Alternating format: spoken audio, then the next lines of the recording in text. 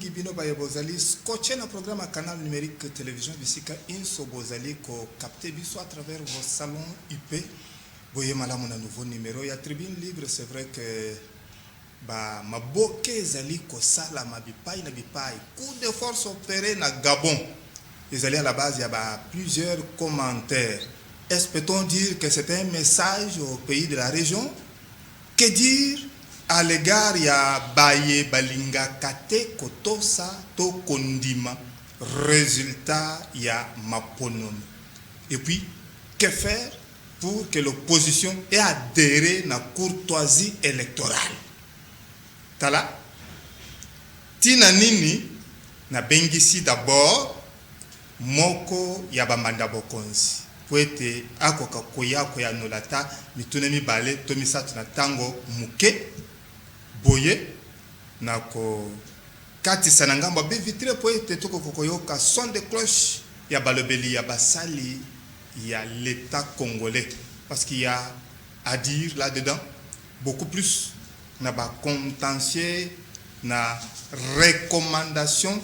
Il y a commission technique où ils allaient qui chargé pour na ba recours. Il y a série d'ordonnances il y a 2009 na 2010 ils allaient qui centré sur la révocation, la mise à la retraite, paix, promotion en grade. Nous avons 13 ans après la recommandation à sous-commission Yoko etikala jamais pour s'appliquer. Etikala kaka ndoto et la tanzoto te. Pona nini? Na tokosuki sa na bourgmestre ya commune ya Barumbu, commune Yoko ya capitale Kinshasa. Oyo ba délégué na bango bazwaki ba médaille ebele 2 na judo, moko na bronze et puis mususu na argent.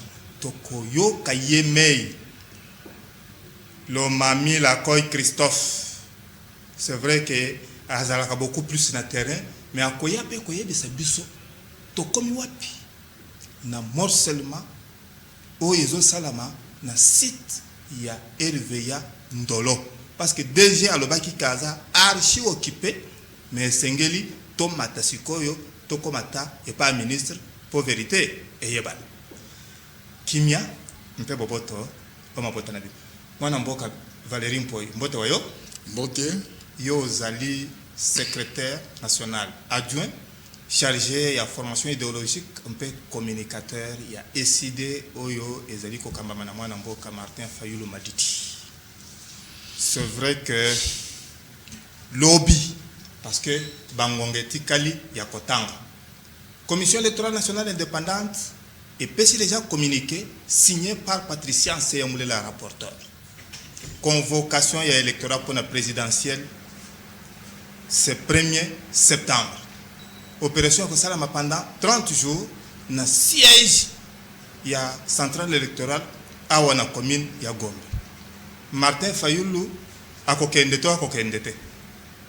Merci papa François pour na ko associer ngai na émission na yo pe nazali kopesa mbote na balandi banso ba tribune libre ya canal numérique télévision. Ya canal numérique télévision.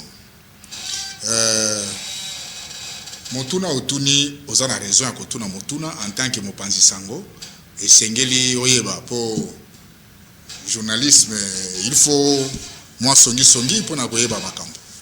Alors kasi na koyebisa yo ete epai na ngai nanu ngonga ko répondre yo na motuna wana ekokite na koloba kaka ke to fanda totala ndenge sanzango ya septembre ezali koleka position ya bureau national. Il y a décidé sur le dépôt de cette candidature Okoyeba Yango Kalamiki. Vous traînez les pas? Na lobby Okoyeba Yango na kati ya mois ya septembre. Tobanga ka makambo te, tolanda ka makambo be engebene. Alors, ce qui est que bokende. Boko kende bino mei to boko kota na boîte d'ensemble. Ke ngana lobby na yo, melama ina yo ya piyo, ezali mutuna moye mokozwa biano Kalamingi te. Pona nini? Le 1er septembre eza lobby. Yo lingi kaka lelo ngana yebisa yo te toke malembe. Que faire concrètement pour être baya bambanda bokonzi opposition bakoka koadere na courtoisie électorale mpona kondima résultat ya maponami sportivement.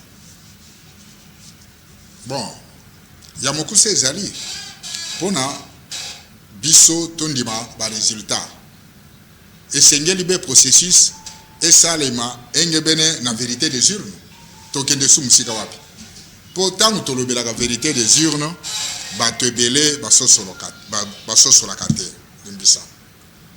Vérité des urnes na mokuse ezali politique ya kofandisa transparence ya processus électoral kobanda na enrôlement kino na publication ya ba résultat na cour constitutionnelle nde na mokuse vérité des urnes yango wana.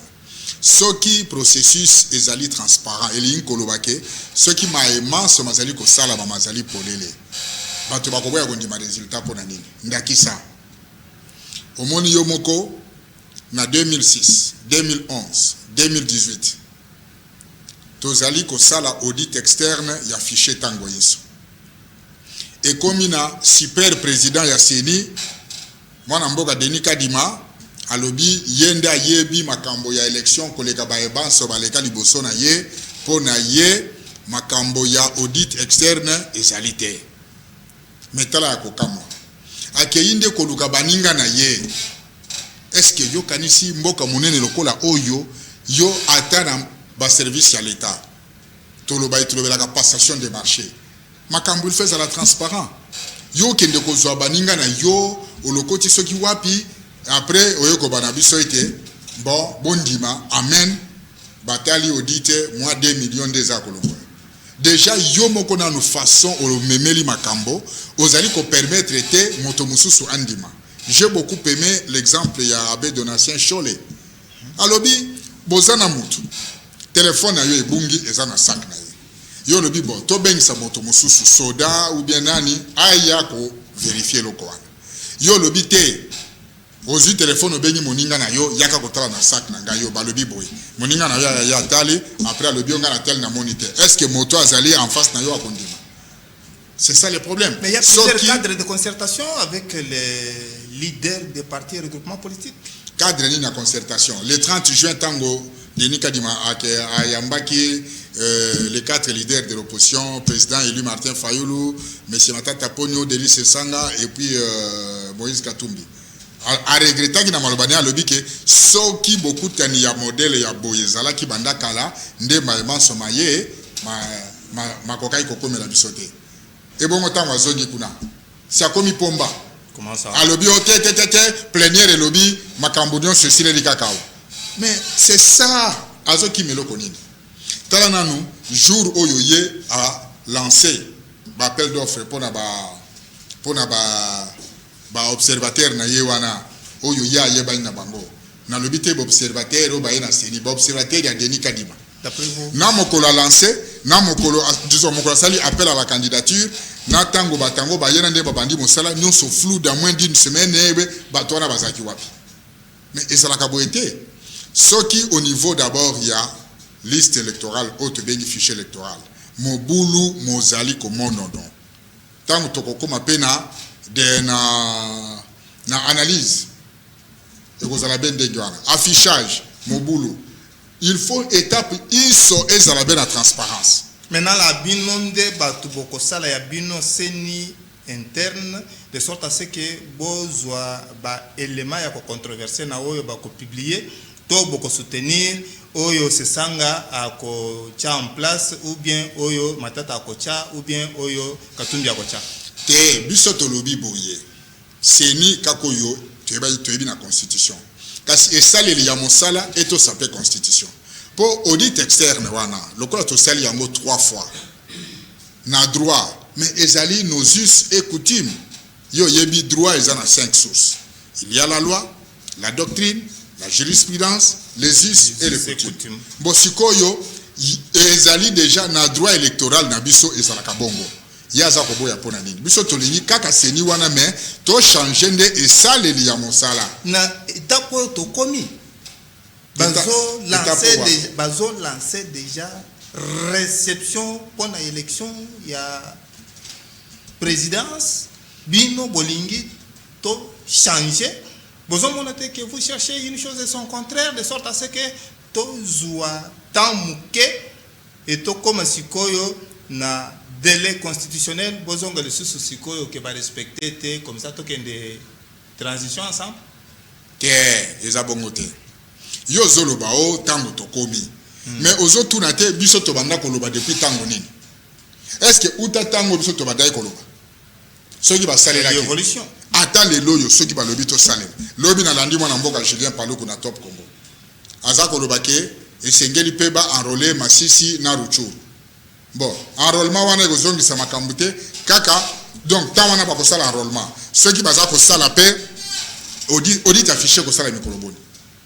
Mais l'audit du fichier peut se faire pendant que misala misu chose ezako salema wana ezali langage ya seni lokola ezali inféodé to lokola déjà esombami na maboko ya régime d'après vous pona ko lakisa mais oui na pesa oyo ndakisa seni ba machine à voter ba machine à enrôlement eza propriété ya seni ba moni yango na Kasumbale sana chikapa ba carte bona boye seni azo kokate ko faire aboutir un procès pour obtenir condamnation à Batowana. Et les jours prochains que ça la non, mais est-ce que c'est le moment? Et l'une qu'on a qui sait que na seni, na pouvoir judiciaire, na gouvernement, nyon so basali na nzongo moko. Mais on est à élection té. On est à élection té.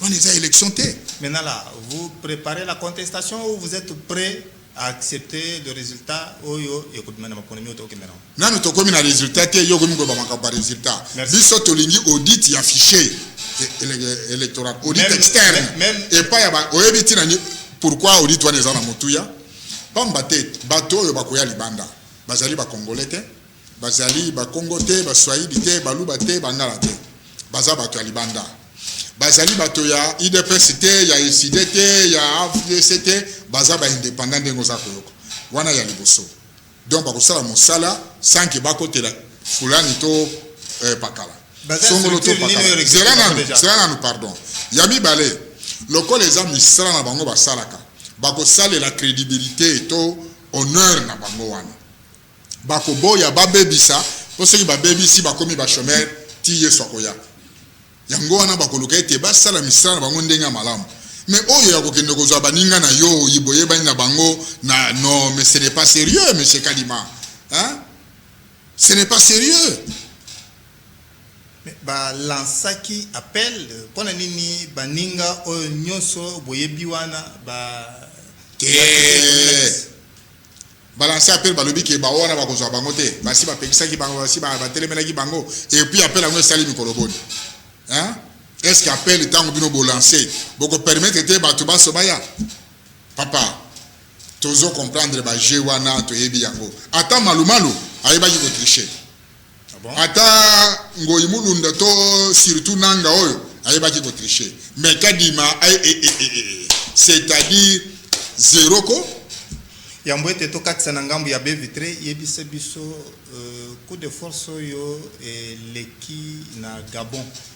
Yo moni que ezali message na ba pays de la région to ezali appel moko esengeli nesema ko condamné parce que place ya mampinga ezali kunate ezali nde ko sauver ya liboso ezali mawa mingi ya liboso pamba te naza kotala Afrique après perestroïka na ba année 90 Afrique telemelaki coup d'état na ndenge ya kosakana te ba conférence nationale epai na bipai tolobi biso banso pe tokoma na démocratie ndenge ba mindele bazalaka po coup d'état ememelaka bato pe makamba malonga te coup d'état eyaka na tribalisme eyaka na népotisme coup d'état eyaka na biloko ya batalo yenge makamsu bato sala na ye moko chef de l'état yebite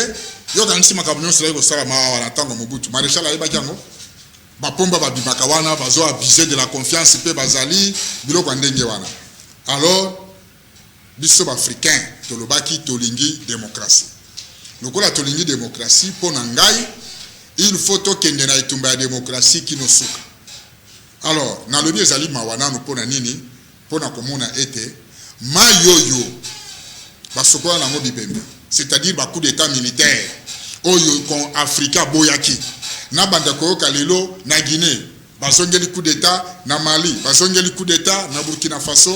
En tant qu'Africain, ils ont ça en passe. Pour les Kambosogi Bobandi et Seigneur Bosuka na Bokene na Moti Suka. Kosa nanga izali ba oyo bazako kam. Ba sale la vérité des urnes. Pour na bamboka wana soko landi makambe belé sali nini bato bazako ndimate résultat il y a une différence entre les résultats ya cour constitutionnelle na cour populaire. Au lieu peuple a voté et comme il va saigner des à voter. Mais bah oui, bazako kamba ouais zali koloba zali Brice Clotaire Oligingo Ema tomber ya li bongo ya lobi était à agir na combo ya comité à transition per restauration ya ba institution to à li bongo oyo a bwa kimbere na baninga na ye poete bako kanesema ko tomber mingongo. Mais nyonso wana ezali salité pour na biso africain. Ezali pesa salité mingi. Et est-ce que biso africain tokoki te ko fanda to yokani pona mibeko to kamati yango pe to saleli yango hein to koko soki tozi na Guinée bandaki nini likambo ya 3e mandat mibeko lobi ete 2 mandats okei Alpha Condé aye akomi pomba alobi ngana na kokende te c'est le 3e mandat to moni ba aventure Mali Babuzobeye, Burkina Faso, ezali ko sala ngai mawana motema en tant qu'Africain. Nalingi que tous les pays africains aient réussir démocratie. Au moni eloko wana même tango ba pays mususu bazako la kisaba drapeau ya Russie et tout ça, ça c'est la masse. Mais nakotala namoni pe elonga moko ezakati wana te. Ata soki Rissango eye na bamboko ezako ya wana. Russie ko même la batu démocratie. Que tous les pays africains réussissent démocratie, les géants Congo, Azali, Liboso, Poete, Ape Sandakisa. Tozali ko kacha nangamba be vitré, bisika kani Daniel Tsung Azali ko trôner magistralement na royaume machine, Poete toko ko landa. Ba lobeli ya basali ya l'État, Richard Tamundele Mukwaba, secrétaire général et directeur national des agents et de l'État congolais, Dinafet. Mpe secrétaire général adjoint Gandir Engwe baye bazali koyanola na oyo vice premier ministre chargé à fonction publique pour ne pas les citer alobaki ete esengeli ko ponctuer mwandambo ya prime ya baye bazali kosala pona ko bakisa na cotisation ya SENSAP pour ete baye bakei na retraite ba sentir te que oyo bazali kozwa eleki muke mingi epesa bango souci ba koma sikoyo kokufa noki bango ba réagir balobi eza kutuna ba ministère mususu bazaka na prime te ba wana ba kosala nini tolanda bango bongo tozonga bazali koloba na ndinga français. Richard Tamundele Mukwaba, vous êtes secrétaire général du directoire national des agents et fonctionnaires de l'État Dinafet. Le VPM de la fonction publique, pour ne pas le citer, Jean-Pierre Liao Eboa, a proposé à ce qu'il y ait quelque chose qui soit ponctionné sur la prime, de sorte à ajouter à la cotisation à la SENSAP. Ainsi, on peut résoudre cette problématique qui vous préoccupe tant des agents et cadres de l'État congolais retraités. C'est ça. Qu'est-ce que vous lui répondez? Mais monsieur de la presse, je suis navré, s'il vous plaît. Je peux être enfin, j'ai tombé ici, Syncope ou Evan, pour cette question-là. Cette question-là ne mérite pas d'être posée ou ne mérite pas d'être traitée par l'IAO de la façon dont il a traité la question. Alors, moi, je voudrais savoir, en procédant de cette manière-là, le ministre Liao, il veut embrouiller les choses pour la mise en retraite qu'il a effectuée dernièrement, dont les gens ne sont pas encore payés. Parce que quand il dit, il faut ponctionner quelque chose dans la prime, pas de la prime des agents. Mais il s'est entendu avec qui? Il a déjà donné des instructions à la paix. Et la paix a déjà commencé à retenir les gens depuis le mois de juillet. Mais mon cher ami, mais c'est quoi ça? Hein? Qui va lui donner cette autorisation de ponctionner de l'argent sur la paie des agents pour les mettre dans les suçoirs de la CNSAF? Non, Papa Nangaï. Parce que lui, il ne connaît pas comment la CNSAF a été créée. La CNSAF, c'est une caisse de retraite. Les agents fonctionnent de l'État. Et cette caisse a été créée à l'époque de Matata. Et je vous rappelle, la création de cette caisse a emporté des syndicalistes. Il y a un syndicat qui est décédé pour ça. Il y a un autre syndicat qui demeure aujourd'hui révoqué. Donc, le camarade de Mboussa. Et celui qui est décédé, le camarade Kungi, dont sa famille souffre aujourd'hui. Le temps n'a jamais intervenu. N'est-ce pas? Quand Matata ne voulait pas ça, après Matata a accepté ça, on a créé cette histoire-là. Mais cette histoire a été créée. Nous avons dit, toi le gouvernement, souvent, tu dis, tu n'as pas l'argent pour retraiter les gens honorablement. Mais nous, syndicalistes, nous ne sommes pas pour ça. Nous voulons vous aider, vous le gouvernement. Ce n'est pas notre obligation, c'est votre obligation.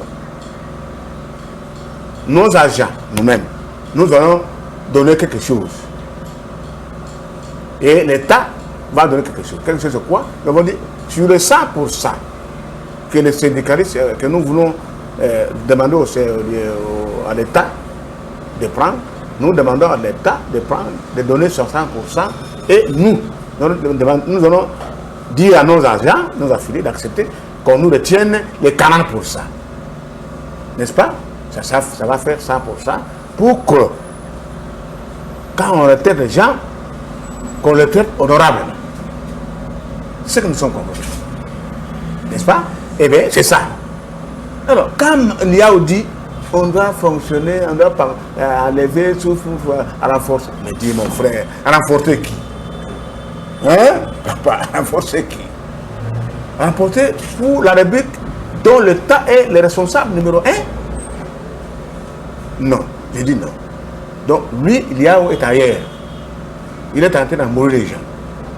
C'est comme ça que je vous avais posé la question dernièrement que, mais lui, Liao vient dire ça. Parce qu'il voit qu'il est tout le temps bousculé. À cause de la tête qu'il a mis des gens, mais auxquels, il n'arrive pas à payer. Il n'a pas l'argent pour payer. Maintenant, il veut avoir l'argent là-bas. Mais cet argent-là qu'il veut avoir, mais l'argent qu'on retient depuis 2013, qu'on nous retient l'argent, dont les chefs de bureau, les agents de commandement, 4 000 par mois, et les autres là, 2 000 quelque chose. Depuis 2013 jusqu'à ce jour-ci, cet argent nous donne le montant de combien? On n'a jamais connu ce montant-là. Quand le Sénégal demande, on va faire ça, c'est devenu un sujet tabou. Mais cet argent, c'est combien? Pour payer les gens. Donc, qu'est-ce qu'il attend? Pour que nous sachions le montant global qu'on a retenu. Non, papa. Mais l'argent qu'il a mis les gens en retraite, c'est cet argent-là. Donc, il parlait de cet argent-là. Et voilà, aujourd'hui, il est bloqué. Il n'a pas l'argent pour nous payer. Voilà, mes chers amis, mon cher frère, mon cher de la presse, c'est un fou fiant. Ce que lui est en train de faire, c'est tromper les gens. C'est tromper les chefs de l'État. Et puis il était allé expliquer ça au chef de l'État. Hein? Ah, nous voulons faire ça pour éviter le meurtre. Les chefs de l'État peuvent accepter ça. Il trompe les chefs de l'État et que nous avons dit, les chefs de l'État doivent faire attention. Parce que la fonction publique, c'est une marmite qui bouillonne tout le temps. Mon frère, l'administration publique, c'est une marmite qui bouillonne. Hein? Si vous ne faites pas attention, eh bien, ça vous brûle. Alors, voilà ce que je peux vous dire à ce propos de Liao. Pour répondre à cette question, j'aimerais ajouter quelque chose sur ce que venait de dire mon secrétaire général sur les CESAP. Mais nous avions tous suivi les vidéos que Liao était, de bruit que Liao était en train de faire. Mais lorsque Liao dit qu'il va prendre sur la prime, mais est-ce que Liao oublie que la prime n'est pas octroyée à tous les ministères? Qu'est-ce que c'est là dont on ne reçoit pas la prime? Qu'est-ce qu'ils vont verser dans leur compte? Comment vont-ils augmenter leur compte? Pour la concession? Non, c'est une fausse affaire. C'est une façon de tromper l'opinion. Ça, c'est tromper l'opinion. Allez à la fonction publique, courir les ministères, la prime n'est pas octroyée à tous les ministères de l'administration publique. Donc c'est pratiquement, vous voyez qu'une chose et son contraire. Pour répondre à votre commission, à votre question de savoir pourquoi qu'est-ce fut ou qu'est-ce qui était devenu les recommandations de la sous-commission. Au sein de la sous-commission, nous avions travaillé. Nous avions examiné les recours, les dossiers de tout le monde. Ceux qui avaient droit à cette promotion, nous les avions alignés. Ceux qui n'en avaient pas droit, on les avait aussi alignés. Mais vous savez que je ne voudrais pas ici blesser certaines personnes. L'administration telle que vous la voyez maintenant là, elle est d'abord politisée. Ça c'est aussi un autre combat que le DINAFET toujours mène. La dépolitisation de l'administration publique. Quand vous venez à l'administration publique, vous amenez tout votre village, votre tribu, votre patata, vous leur octroyez des grades, ceci et cela. Ce qui n'est pas normal. Pour monter des grades dans l'administration, ce n'est pas la tête de l'individu qui doit parler, c'est le dossier de l'individu qui doit parler. On analyse les dossiers, comme le recommande le statut. Mais ce n'est pas le cas aujourd'hui. C'est pour cela, lorsqu'on a dit, le groupe ici a droit à une promotion, les autres n'en ont pas, et on a bloqué le rapport. Et comme l'administration est politisée, voilà ce que nous connaissons aujourd'hui.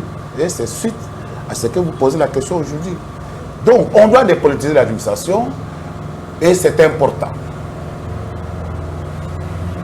Les grades ne se méritent, ne se donnent pas comme des cacahuètes. Je reviens, c'est les dossiers de l'agent qui doit parler. Est-ce qu'il faut... En quelque sorte, parce que on a déjà parlé de ces problèmes, mais je n'ai pas voulu passer en silence, parce que ces dossiers, beaucoup de gens sont morts et continuent à mourir à cause de ces dossiers. Ces dossiers viennent de faire 13 ans. 13 ans. Et beaucoup de gens qui ont été victimes de ces ordonnances sont morts ou n'ont pas encore trouvé leur solution. Alors, moi je parle ici parce que le camarade a parlé, vous avez posé sur la promotion. Est-ce qu'il faut revenir? Est-ce qu'il faut faire ça? Mais, mon cher ami, mais quand quelque chose, on revient sur quelque chose qui n'a pas été bien travaillé. Mais cette histoire-là de la promotion dont vous parlez, mais nous avons fait presque une année. C'était bien travaillé. Et les sanctions étaient prévues pour ceux qui ont été nommés avec des grades irréguliers, pardon. On devait les rétrograder. Et c'était fait. La sous-commission qui s'occupait de cette question-là a fait ce travail. N'est-ce pas? Et comme le camarade vient de vous dire, tous les dossiers sur les gens étaient bien faits et puis transmis à qui des droits. Donc, c'est le gouvernement qui devait appliquer cela jusqu'à 16 jours. On n'applique pas ça. Mais parce que vous avez dit, s'il faut sanctionner, est-ce qu'on peut toujours... Mais on peut toujours sanctionner. Parce que ces gens qui ont eu des grades d'une façon illégale ont commis des crimes contre l'État. Hein, monsieur? Il faut qu'il répare ça. Donc voilà, je crois que sur ce point-là, il n'y a pas d'excuses à faire. Hein. Et puis, vous savez pourquoi ce dossier, cette commission a été créée? Hein, monsieur le rappel. Souvent, il faut demander, quand il y a un dossier, il faut qu'on vous dise comment cette commission a vu les jours. C'était pourquoi? Parce qu'il y avait tension. Cette commission a vu les jours, c'est parce qu'il y a une dénonciation. La dénonciation a été faite par votre syndicat d'INAFET en 1999, au mois de décembre. Parce que c'est le 31 décembre que les chefs de l'État sortant a signé les ordonnances mettant les gens en retraite, n'est-ce pas, révoquant les gens, et puis accordant des promotions d'une façon illégale aux agents. Et ça a suivi, en 2010, la révocation, la mise en retraite, la promotion des agents, généralement appelés des agents de finances, donc des régies financières. C'est alors que nous, d'INAFET, nous avions dénoncé ça. Nous avions dit non, c'est pas possible. Comment l'État assassine son administration comme ça? Hein? Et à cette époque, le ministre de la fonction, c'était Botoro. Bodiat. Botoro. Ah, celui-là qui s'était fait nommer. Mais comme a dit, c'est lui. À l'époque, le premier ministre était Adolphe Mouzito. L'histoire que je vous raconte, tu peux aller vous renseigner auprès de la fonction publique, on vous dira, même la primature. J'ai dénoncé ça. Le directeur a dénoncé et il a apporté la dénonciation auprès de l'intersyndical du secteur public. À l'époque, c'était ça. Est-ce que tu comprends? Oui. Il n'a même jugé pas. Et nous avons fait des bruits. Il y a des gens qui ont été arrêtés. Et Moïse nous a reçus à la primature. Et moi j'ai parlé là-bas. Parce que le premier ministre m'a posé la question, est-ce que camarade, tout le monde sait que vous dites là? Parce que j'ai parlé que le ministre de la fonction a retraité même les décédés. Les gens qui se reposent dans leur tombe. Il les a retraités. Il les a nommés. Voilà ce que ce monsieur a fait. Et le Premier ministre me dit, ce que vous dites là, c'est vrai. Je me dis, oui, c'est vrai. Et si le ministre venait ici, Botoro, parce qu'il vient de m'inviter, vous serez capable de répéter. Je me dis, oui, je vais répéter ça. Et quand le ministre Botoro est arrivé, j'ai répété ça dans Papanangaï. Parce que notre porte-parole, c'était Célestin Mayara, le président de la Conova Fête. Nous avons parlé. Voilà, Touti Kolanda, secrétaire général, il y a d'INAFET, Richard Tamondele Mukwaba, secrétaire général adjoint, Ngandir Ei Engwe. Awa, Tuzobal Kanangambu Yamonamboka, Lomami Lakoy Christophe, bourgmestre, il y a commune, il y a Barumbu. C'est vrai que délégué, il y a commune Oyo, Bazouaki, 2 médailles. Na discipline judo, moko en bronze, moko en argent. Lors il y a 9e jeu, il y a francophonie. Cérémonie yoko et salamaki pour encourager babilenge ena. Moi namboka Christophe na mokolowana. Quel est le message particulier ou adressé qui na babilenge? Parce que parmi les communes chaudes, na phénomène kuluna Barumbu ezape nakati oibisaki babilenge nini à travers cérémonie N. Merci beaucoup mon mboka na mutuna na yo, mais avant na pesa yo biano na oyo tuninga nazo banda na ko pesa mkonzi mboka Félix Antoine Tshisekedi Tshilombo. Actuellement ba Congolais, ba Kinois, bana Barumbu bakomi ko sepela mingi babenga ye Fachibeto. Oui, pourquoi na bandina ye? Parce que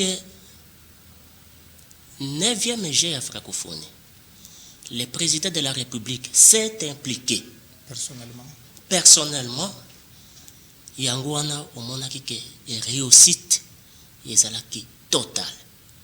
Merci beaucoup mokonzi mboka. Tozongi na mutuna na yo oyo tuni, quel est le message oyo topesaki na bandeko bana Barumbu nyonso et nalingaki na préciser que na jewana na ville ya Kinshasa les 24 communes,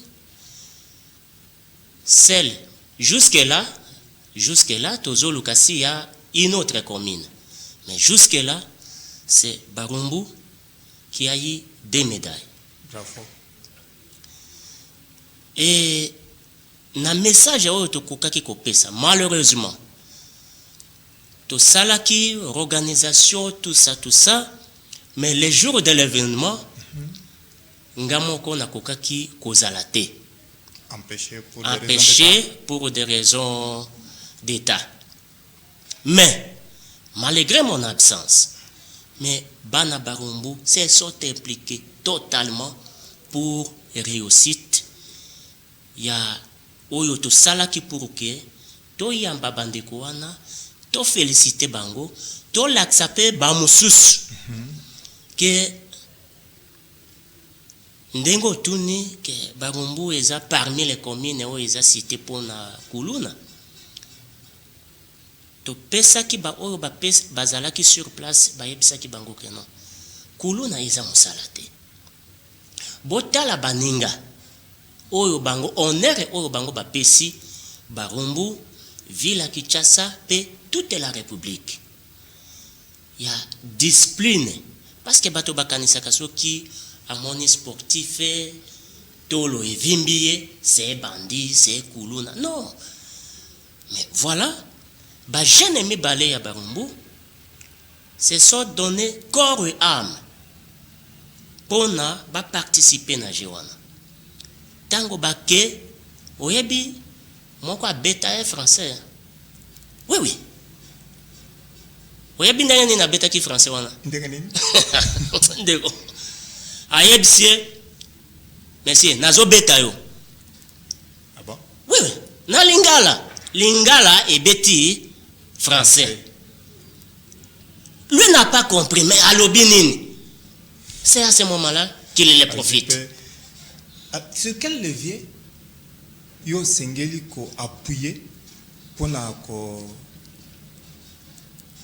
kitisa sensiblement phénomène oyo na entité administrative na yo?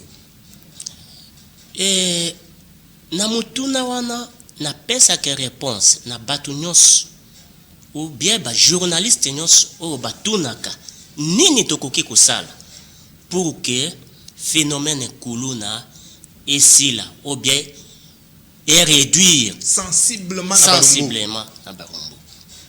Mais vous êtes journaliste. Il faut aussi prendre votre micro et l'étendre même au niveau de la population. Il nous arrive des fois parce d'avoir que même des appels. Oui, ça c'est vrai.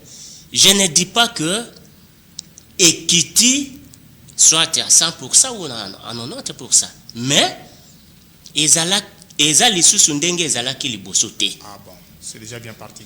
Eza lisusu ndenge ezalaki liboso te. Parce que jour mokonzi mboka yamba le bourgmestre de toutes les 24 communes, il a dit nous avons un problème. Il y a bosoto na ba commune na biso. Bopeto. Nous avons un problème. Il y a insécurité, particulièrement dossier Kuluna. Banditisme urbain. Et c'est ça que nous sommes en train de faire. D'abord, nous sensibilisons. Mais je vous l'ai dit, il n'y a pas 2 semaines passées, on a reçu un nombre de Kuluna qui sont venus volontairement. Bango Mei. Bango Mei. C'est bon déjà. Balobaki, Babenginga. Oh, Kuluna linge bundana na sima ya commune. Ah bon? Oui, totindi la police. Ba policier ba kamwe ba moni bazo kende mais mutu moko azo kima azate. Bango nyoso ba telemi. tango bakomi bayebisi ba policier non musala o bakonzi na biso bazosala tolingi tokutana na bango pour que toyebisa bango ke biso toza bana barumbu et puis toboyi makambo oyo ya kikuluna mais balukela biso mwa misala parce que marque d'emploi nde ezotinda bango mwa occupation pour que batika eloko wana toyambi bango tosololi na bango baimage elekaki ntina batelevizio bakende mpe kosensibilize baninga na bango bakende mpe kosensibilize baninga na bango mosusu voilà oyo tozali kosala mikolo oyo na barumbu surtout sensibilisation il faut et c'est pour cette raison omonaka biso sova na makolo mpona kosensibilize. Ok, tokozongela yango parce que likambo oyo ekosuka awa te. Bopeto barumbu bopeto. Que faire concrètement pour être barumbu et comme un miroir ya capitale Kinshasa soki lelo par exemple oyoki mbela ya Gratien Sakala to mokonzi Peter Kazalika Nkonde balobi bazoya na barumbu okoyambele bango wapi? Merci beaucoup na mutuna oyo tuninga oyabi tango mokonzi mboka a signé ordonnance to sali remise et reprise et mutuna wana ifalaki okende otuna bana barumbu que commune d'abord avant okende ko inquiéter moto mususu banda nanu et panayo. C'est pour cette raison la politique na biso na kati ya barumbu biso tolobaki non oui toyebi ke bosoto ezali tout ça mais il faut to banda nanu na kati ya maison communale ndeko so oui na ndako oyo nga nazali zwa télévision na yo va faire prenez les images. Nous sommes en train de travailler d'abord d'arrache-pied. Il faut aller les voir, mon frère. Dans la Katia maison, nous avons des beaux bureaux, ça je dois le dire. Et moi et mon adjoint, nous avons des beaux bureaux. Et si vous arrivez aujourd'hui au niveau de la maison communale de Barumbu, comme ça Barumbu mobimba bongo. Oui, mais c'est ça. Tikanga nasilisa yo tuninga mutuna tika nasilisa. Okokuta ke actuellement au moins moi escalier au matakaboye kendo tala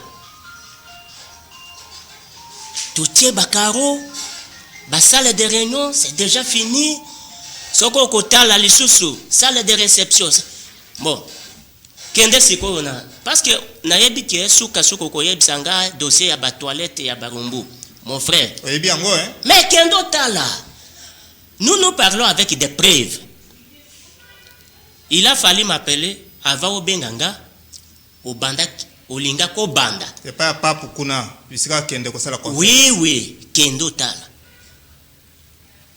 Des choses que nous on n'a pas trouvées.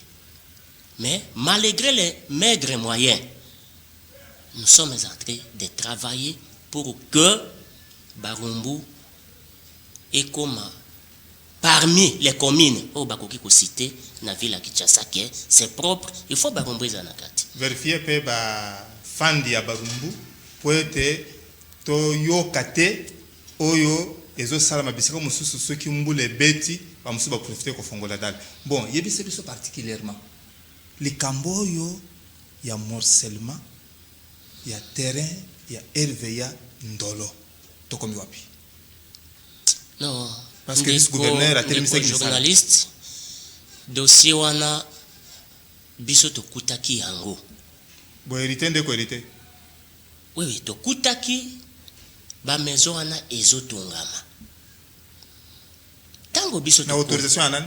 Non, mais zelanga na pesa yo réponse. Biso to komi. To lingaki to vérifier qu'est-ce qui se passe na esika oyo.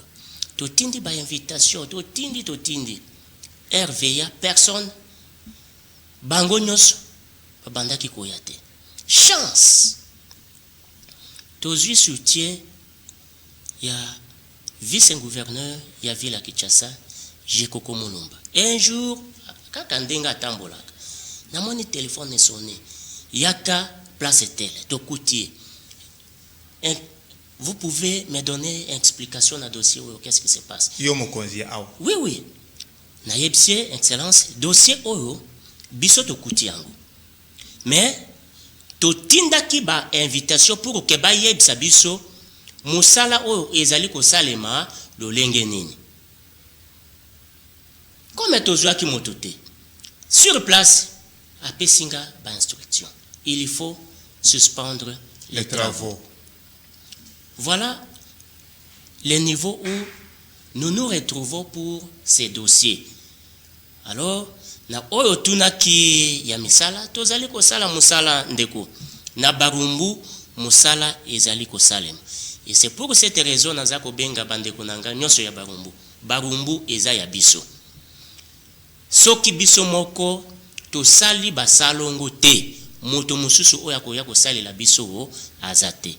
Bana barumbu na pesi bino mbote poko elamu et puis tozali ko bengisa bino nyonso mutu na mutu liboso ya parcelle na yo bakanivo na biso totika ko bwaka matiti na bakanivo kalate mbule ezobeta boko ya koloba mokonzi mboka atalela biso gouverneur atalela biso bourgmestre atalela biso non.